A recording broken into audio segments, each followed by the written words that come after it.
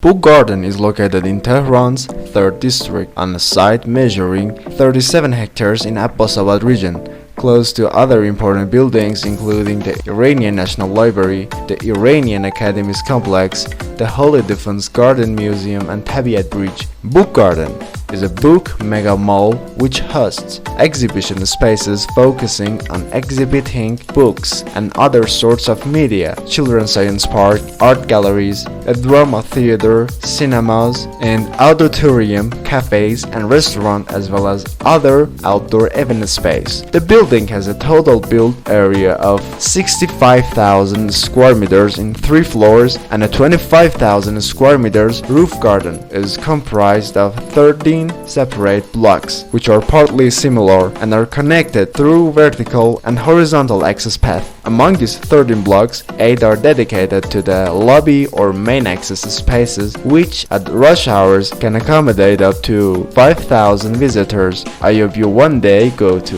Book Garden.